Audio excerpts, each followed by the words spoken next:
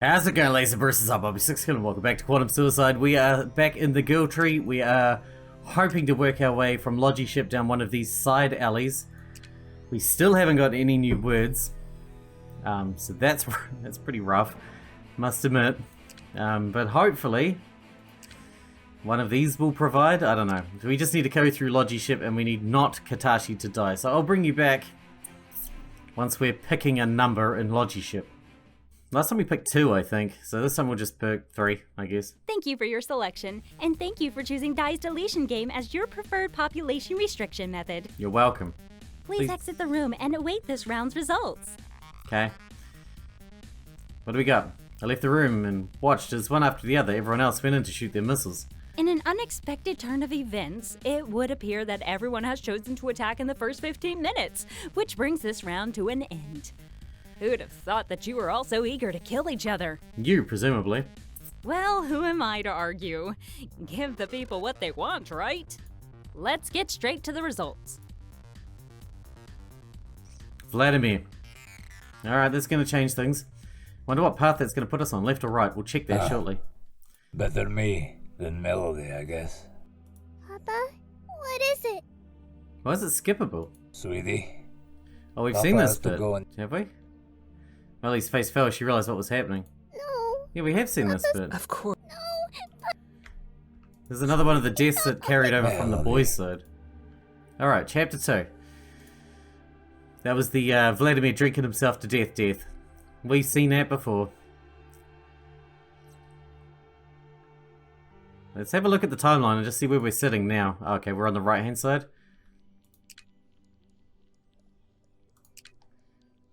So we are bringing down this one. That's interesting, because I want to see this. Alright, let's get back into it. I drifted awake, slowly forgetting my dreams of clocks and vodka. There was an odd sound, nothing mechanical. It sounded like a human noise. It was crying. Someone was in my quarters. We were just outside, sobbing loudly. Is it Melody? I got out of bed and turned on the light. There was no sign of the crying person in my room, but I could still hear them. I opened the door to look outside. It was Melody. She was sitting on the floor outside my room, crying loudly and breathing in laboured, squeaky little breaths, in danger of hyperventilating. I sat down on the floor to be at her level.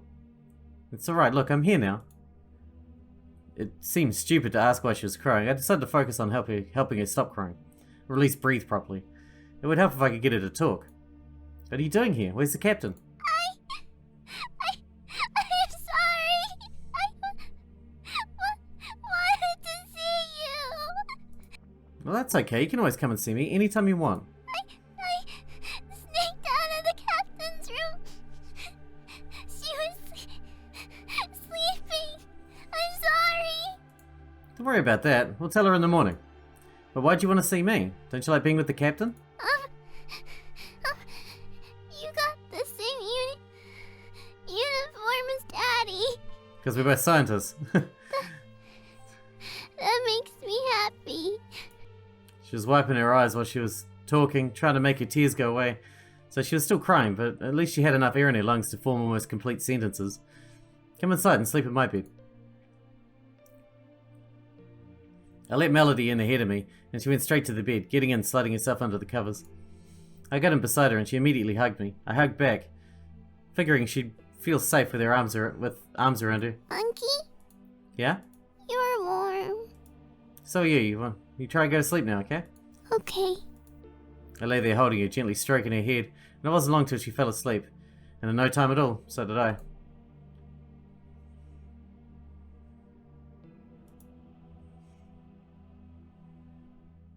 Someone was touching my face. A finger was tapping my cheek and then my nose. Not hard enough to hurt, just soft little pokes. Monkey, it's time to wake up. Monkey. I opened my eyes. Who's poking me? It's a monster. Melody giggled, and I reached out to grab her into a hug. I caught you, monster. Melody squealed and giggled, hugging me back. Oh, it's a nice monster. You're silly. Monkeys are very silly. I didn't really need help getting dressed, but I let Melody hand me things. And once I was ready, I brushed and fixed her hair for her. Wow, monster, what do you want to do this morning? I'm hungry. But I also want to say sorry sorry to the captain for running away. Well, those are both important priorities. Which should we do first? You pick. Okay, we should go see the captain first. I think we should go see the captain. She might be worrying about you. Okay. Checked my tablet and found the captain was still in her quarters. Hopefully she hadn't freaked out too much yet. Melody held onto my hand as we arrived at the captain's quarters, and I let her press the button to open the door. As we tried to enter, Kimiko stepped out, almost crashing into me and knocking me over. The captain was trying to braid her hair while walking, and she was clearly flustered. Her usual neat and proper demeanour was missing. She was dressed, but it was obvious she'd thrown her uniform on as quickly as possible. Seeing me, she stopped abruptly and looked at me. Then she saw Melody. Melody! There you are. Are you alright? Yep. Monkey did my hair. Look. It looks lovely. Once she'd established Melody was alright, Kimiko looked at me, her eyes narrowing. Why is she with you? What are you doing?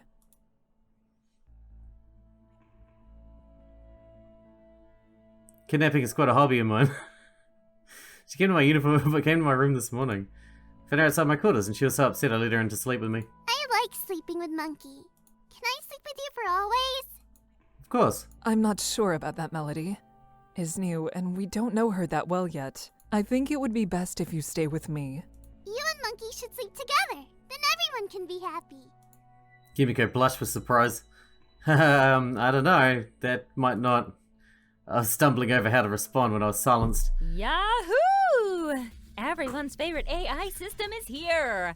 My, it's a beautiful day, isn't it? It would be such a shame if someone were to mention the Deletion Game. You're so boring and predictable, Di. Ahem. Could I please have all crew report to the dining hall for briefing immediately?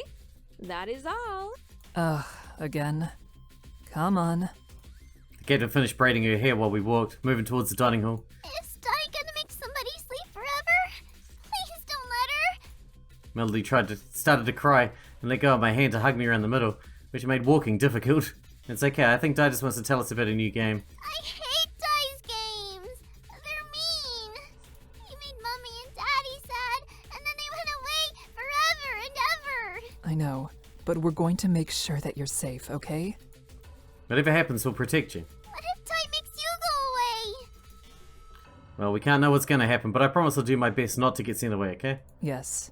Me too. All we can do for right now is to be very brave. Can you help us do that? Okay. Should I be brave too? I think that's a very good idea. Let's all be brave together. Okay. Melody kept hold of my hand the rest of the way to the dining hall. We were the last to arrive. Everyone else was already sitting around the table. There was no sign of Di yet. We sat down with Melody taking a seat between me and the captain. I was next to Yoshiki. How's Melody? She's scared and upset, but she's a brave kid. Poor thing. With Sora and Vladimir both gone, this whole thing must seem like an attack on her. Yeah, I didn't think of that. She's scared that either I or the captain are next. Di suddenly appeared in front of us. Hey, good morning, kids. We've got a thrilling week ahead of us, so let's get started. Before I begin, I have a message. For the owner of a large deep space vessel, you have left your headlights on. Repeat, the owner of a large deep space vessel, you have left your lights on. What does that mean? It's a joke. Di, just get on with it, please. Rude as always. I wish my humor was appreciated. This whole experience would be much worse if I was a cold killer. Alright, I can't hold in the excitement any longer. Welcome to round 4 of the Deletion Game, Bidding Wars. We will skip ahead to see what our team is. Me, Kimiko, Katashi, and Yoshiki. Oh, that's bad, man, because Melody's not with us or Kimiko. She's gonna have to be with Nicholas again.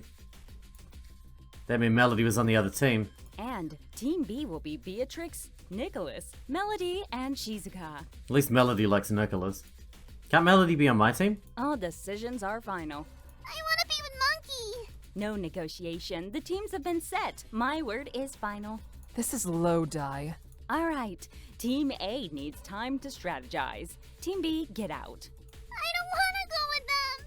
Team B, get your short member under control before I do. It's gonna be okay, Melody, I promise. You go with the others. I don't wanna. She's a child, Di. She doesn't understand all this. I wasn't this problematic as a child. You were a child? Of course I was. And I was adorable at that. I can see the captain roll her eyes at Yoshiki as Yoshiki began gushing about how cute Dai would have been as a child.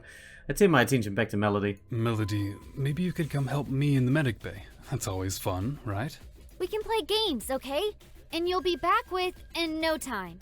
I don't wanna play games. Melody had started bawling, unable to get her words out clearly. Remember we agreed about being brave together? Melody nodded as she sobbed. Well, I think I can be brave because I'm with the captain and she's very brave, but Shizuka and the others don't have anyone. I think they need your help more than I do. Can you be brave for them? Melody nodded again. Go girl, I promise to take care of myself if you promise to take care of your team, okay? Okay. Shizuka held out her hand and Melody slowly went to her, looking back at me. I put on my best everything will be okay smile. Promise me you won't lose her. Of course. I waved goodbye to Melody as Shizuka led her out of the room. The Vogels followed behind. The door shut behind Team B. I thought they'd never leave. Now it's time for a game within a game. Let's play. Team Captain! We don't pick our own captain? I've preloaded 4 cards on your tablets. You can choose one. It's gonna be whenever me you're anyway. ready. The person who chooses the card with the bunny on it will be the team captain. How can we be sure the process is fair? Why would I cheat? I'm in charge.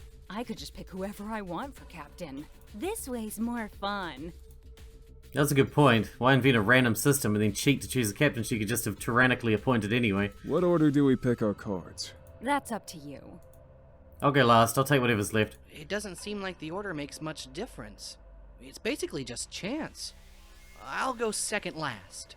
Okay, well, captain's first, I guess. Kimiko looked at her tablet. I'll take card 3. I'll go for card 4. I'll take card 2, which leaves my BFF with lucky number 1. Thanks, Yoshiki. I like you guys, quick and efficient. So let's see what you've won. Congratulations. Oh, surprise. You are the lucky winner. Thanks. I know how much you all love my company, but alas, I must depart. Team B needs me. Any further questions? I'm gonna be so sad to see you go. We all looked at one another, none of us budging. No? Then farewell, brave contestants. Toodles! Toodaloo. Di disappeared, leaving us to free to talk. I hope Melody's okay. She can't speak for herself. I doubt the others would let her lose the game. Agreed. I guess so. I wasn't that confident, but it was one thing to say they wouldn't let Melody end up on the least points, but that meant one of the other 3 of them would lose. I don't think it'd be easy to volunteer for death. But then again, they had Shizuka, who won every game she played, and the twins were both smart and savvy. Maybe I shouldn't be as scared for Melody as myself. Alright, let's look at this logically. Since we can't know what they're going to do, we need to find a way of hedging our bets.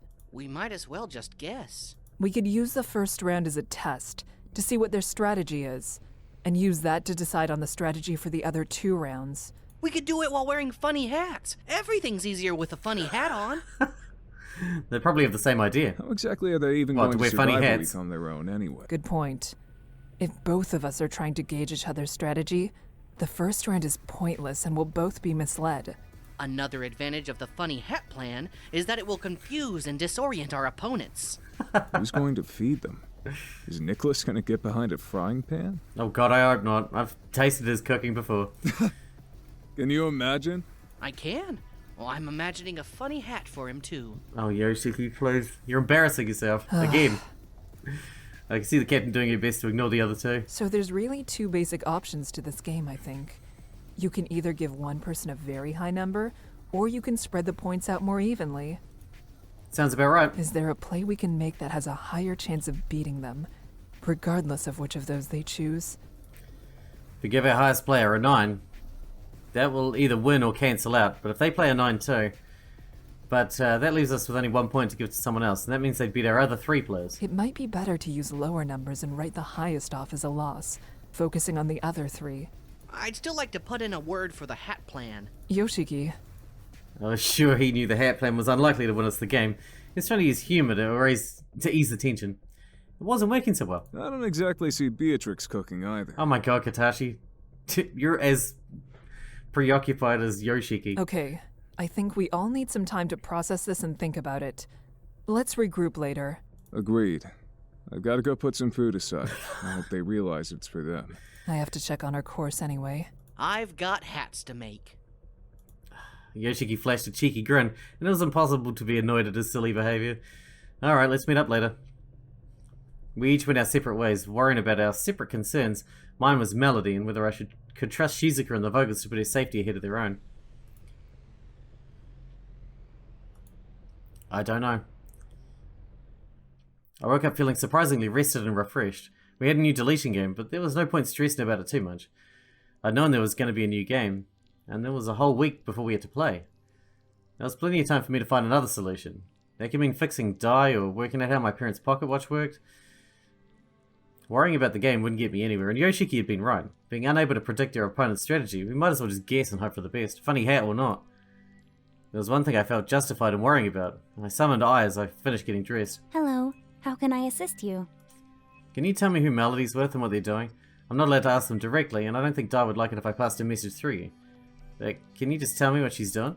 Melody is in Shizuka's quarters. Shizuka is teaching her how to play a video game. Does she seem okay? Is she happy? Melody is interested in the game and is not currently showing any obvious signs of distress. Well, that's good, I guess. Thanks, Ai. Satisfied that Melody was okay, I decided to spend the day thinking about the pocket watch. I still didn't understand how it was supposed to work, but maybe one of the others would have some ideas. Perhaps I just needed a fresh pair of eyes. The most obvious choice would be to show the watch to the captain, but I wasn't sure if she'd believe me about dimensional travel. I was most comfortable with Yoshiki, and he was an engineer. But he might not take me seriously enough. Perhaps Katashi? He does dig holes? I think last time we took it to Yoshiki, so we should pick someone else. Let's try the captain. Maybe this is how she gets the watch and starts traveling around murdering everyone. Who knows? Kimiko was at the helm, sitting in her chair. She was slumped somewhat, looking at the screens with something of a sulking expression. Seeing me enter, she straightened her posture and returned her face to calm professionalism. Good morning. Good morning. Is everything all right? Yes, I think so. I was worried about Melody, but Ai seems to think she's alright. She's with Shizuka. I wish Dai hadn't separated you. It's obvious that she's formed an attachment to you. Perhaps Dai did it deliberately. Very possible. She glanced down at the screen, and I noticed the slightest furrowing of her brow before she looked at me again. So what are you doing? I'm checking on the ship's trajectory for the next week. Is there anything interesting? I'm expecting there may be somewhat turbulent patches, but there's nothing to worry about. Do you have to focus, or do you have time to talk? I can certainly talk. Please, go ahead. Okay, so I found this among my parents' things. It's an old-fashioned sort of pocket watch. This is something they left behind here? On the ship? Yeah, I didn't know how it works. I don't know how it works, but from their notes, it's pretty clear it's part of their work on interdimensional travel. Interdimensional? You mean traveling between parallel universes? Alternate realities? Yeah, I think this watch has some mechanism that can be used to take a person from one reality to another. I just don't know how it works. Intriguing. There's no instructions in your parents' notes? Not that I can find. I guess they didn't need any. They probably knew how it was supposed to work, and weren't expecting anyone else would need the instructions someday. So if it does work, what do you think the biggest benefit of connecting with other universes would be? Finding out the deactivation code for Dai. We could prevent the Dai situation. Dai? What do you mean? Well, there's a lot of dimensions out there, and some of them have experienced a similar problem with the AI system, or may have. If they've survived the same malfunction issues, they may have a solution, or some way to fix it. That makes sense. Infinite dimensions means infinite possibilities. Sure does. I already have some ideas about Dai, but if another dimension has already had a solution, that would be much quicker. So, how long do you think it would take you to travel to another dimension and find a solution? I'd have to work out how the watch works first. So it's not really a solution, then? This is just a theory? Fuck, you're a wet blanket. I'm afraid so, but I think it's worth investigating. Certainly. Let me know how you're progressing. You think there's anyone else on the crew who can help? Kimiko took a moment, then shook her head. Vladimir might have had some idea. He remembered your parents and maybe their work. But now? That's what I thought. Well, it seems you have a fair amount of work to do. I guess so. At least to take my mind off of worrying about Melody. I have directed Ai to keep checking on her, and she'll inform me immediately if anything is wrong. That's reassuring, thank you. I'm sure she'll be fine. Now, if you'll excuse me, I need to get back to work. I let the captain get back to navigating the ship. I decided to go back to my quarters and look through my parents' research notes. Maybe a good time to summon Ai, so we could talk about Dai and her deactivation codes. Figuring out the watch wouldn't be so urgent if we could stop Dai from slaughtering the rest of the crew. I sat on the bed with the papers and tablets sprawled over the bed. We know the bzz nothing thing. This is so frustrating. I need to calm down. Getting angry isn't going to solve anything. Threw myself back on the bed and stared at the ceiling for a long time before I was suddenly bathed in the warm glow of I's holographic interface. I am sorry to interrupt. Don't worry about it, I. You weren't interrupting anything. What's up? I found some more information that may be useful against Dai. That the code can be entered at any tablet? That's wonderful. What is it? I've discovered that it's possible to input the deactivation code into any terminal, including your personal tablets. Do you know anything else about the deactivation code? I shook her head. Unfortunately, I didn't learn anything else. I tried to access more information, but even with my administrator privileges, I was unable to proceed any further. At least we know where we can put the input code once we know what it is. I am glad you are pleased. Ecstatic. It isn't perfect, but it's a step in the right direction. I must return to my duties. Of course, thanks for the update, I bowed and phased out of my quarters. Deactivated from any tablet or terminal, At least I knew I wouldn't need a higher clearance level. I'm probably going to have to dig up some information on Ayumi if I want to work out this code. There's no help for it now, though. The captain was on the other team. No, she's not! Oh my god. Why does that keep happening? I returned my attention to the watch. Come on, Jordan, put yourself together. You need to work this out. I sifted through my parents' papers and tablets to see if I missed anything. The captain's on our team. You silly twat. Alright, anyway. I woke up on Wednesday morning. It felt like I hadn't slept at all. I couldn't remember having any bad dreams, but something had made my sleep restless. I felt the need to be with someone, so I looked at my tablet to see who was where. Thanks to Dai's stupid no-contact rule, my options were pretty limited. Yoshika wasn't in any room on the map. It looked like he was in some sort of maintenance shaft. That ruled him out. I was not in the mood for spelunking that early in the morning. It was a choice between the captain in her quarters or Katashi in the kitchen. We're gonna go see Kimiko again. I made my way to the captain's quarters. The door was unlocked as always, but I knocked and waited to be invited in. Come in. I went in and saw the captain sitting on the couch, sitting in the shorts and singlet top that she slept in. She was brushing her hair. She didn't look ready for visitors. Oh, I'm sorry, you're not ready. I'll come back later. It's all right. We're both girls. Please don't feel uncomfortable. I know I'm not. Come on in. I'm not uncomfortable, not at all. I made sure the door was shut I'm behind just me. brushing my hair. I find it relieves stress. Do you brush your hair? Well, yeah. Do you... I mean, you have to, right? I do. I brush it every day before bed. Kimiko smiled. We seem to have that in common. I think there are two things that are simply the best after a long or stressful day. A hot bath and hair brushing. I smiled. I agree, those both sound divine. Maybe sometime I can brush your hair for you. Having someone else brush for you is always nicer, don't you think? Kimiko's blush was clear and obvious. That sounds lovely. I may have to take you up on that offer sometime. I suppose I should get to work. You're already up and dressed. I didn't have the most restful night. Kimiko sighed. Me neither. If you could just excuse me for a moment, I will get dressed. Kimiko excused herself and made her way into her private bathroom that was adjoined to her quarters. Being captain does have its perks.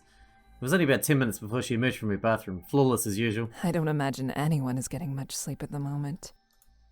I find the lack of control the most frustrating. There's no way to predict what will happen, so I feel like we can't even plan a strategy. Yes, I agree.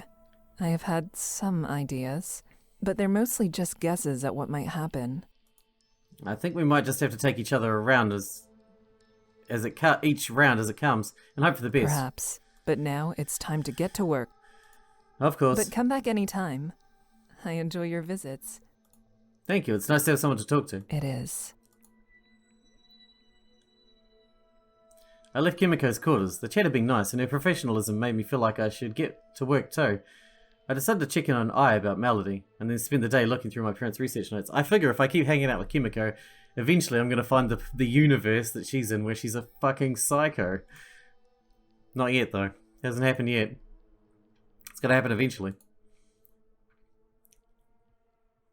Something was touching me. Half asleep I could feel a hand on my arm and then on my neck. It's not Melody, is it? Did someone come to kill me? Monkey, I missed you. We're in trouble now. Huh? What?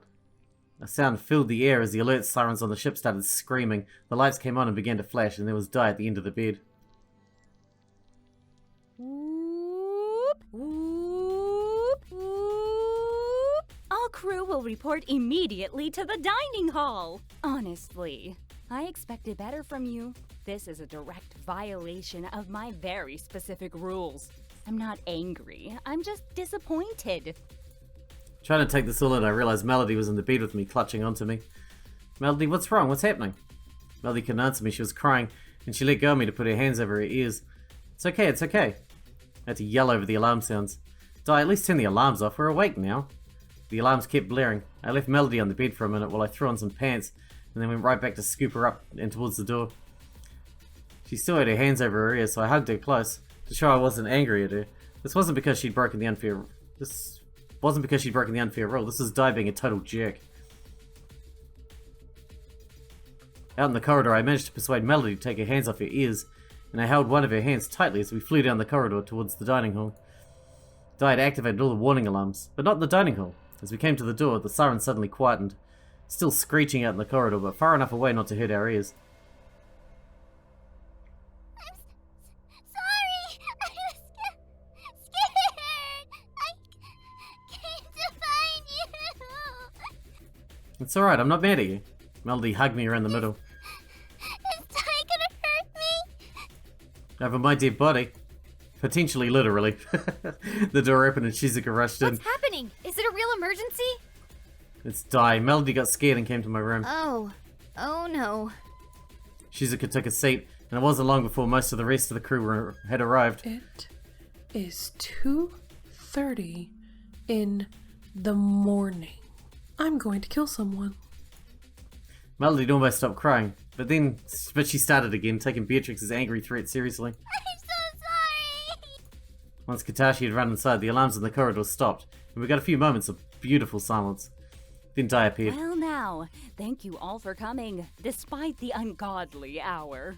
I am sorry to report that there has been a rules violation. 2 of your teammates have been caught fraternizing. She was scared, Di. Don't punish her, please. Just punish me. Oh, it doesn't work like that. I am a fair and equitable judge. Everyone is punished. What? We didn't do anything. This is a team game, Trixie. Someone on your team broke the rules. Therefore, the whole team will be held accountable. Beatrix glared at me and at Melody. I hugged her a little closer. At least if Di was punishing everyone, probably didn't mean death. I was sure she wouldn't kill us all at once. She enjoyed dragging the deaths out one by one too much. Everyone is punished. And the punishment is... The Deletion Game. The Deletion Game! Both teams were silent. Well, that was the punishment? Weren't we already going to do that? How could you punish us with that? What? But we're not ready. We haven't had time to prepare. So, it's no skin off my nose. But don't you want the game to be interesting? 8 tired people doing the first thing they can think of won't be very exciting. Did I consider this for a few moments? Good point. This is why you're the captain. I will allow you 10 minutes for strategy meetings. Team A stays here. Team B will meet in the kitchen. But disperse! Team B got out of their seats and filed past us, slow and slouching. Team B were barely out of the room when the captain started to explain her ideas. I'm so sorry, team. I'm barely prepared for this. It's okay, Captain. We're just as unprepared. Oh no. What? What's wrong? I haven't finished making all the hats. I saw the captain's face twinge with anger as Yoshiki's comments before returning to the previous thought. What I have come up with so far is... I suddenly chimed in over the intercom system. Please assemble in the dining hall for this week's Deletion Game. Round 1 starts in 5 minutes. Woo! That certainly didn't feel like 10 minutes. It wasn't. It appears she was giving us half an hour at best. That's more than 10 minutes. Oh my god. What? But that's not fair! Well, she's gonna make us play on the spot. Half an hour's still better than nothing. I guess. It was only a few minutes before Team B returned to the dining hall. Oh goody, everyone's here. There's nothing quite like the risk of death to wake you up in a hurry, is there? Alright, let's play! Very well, Di. Let's get this over with. I love your fighting spirit. Okay, so what I will need is for you all to wait outside during the other team's turn. You will get up to 5 minutes in the room to decide on your points allocation. Then after that, you can input your choice on the main terminal. However, all hands will have to be placed on the terminal in agreement. Team A, you are up first. Team B, get out. The members of Team B hastily left the dining hall and left us alone with Di in the dining hall. The dining table now projected a shimmering holographic terminal. Your 5 minutes starts now. Alright, we're going to wrap this one up here, and in the next one we're going to do the bidding wars one, I guess, and then it really doesn't matter what the outcome is, whether we win or lose is irrelevant. It will put us on a path we haven't done yet, so all good. And hopefully we'll find something that will be useful to getting to the true ending, or an ending. We haven't really, despite the fact that we've been playing for like 20 hours, we haven't had a proper ending yet, really. Unless you count the ones where we do the interdimensional travel and it kind of works out. Like when we lived with Shizuka in an alternate dimension forever. That's probably the best ending we've had, and the only really satisfying ending so far, but once we get that deactivation code, we should be able to see all the endings, hopefully.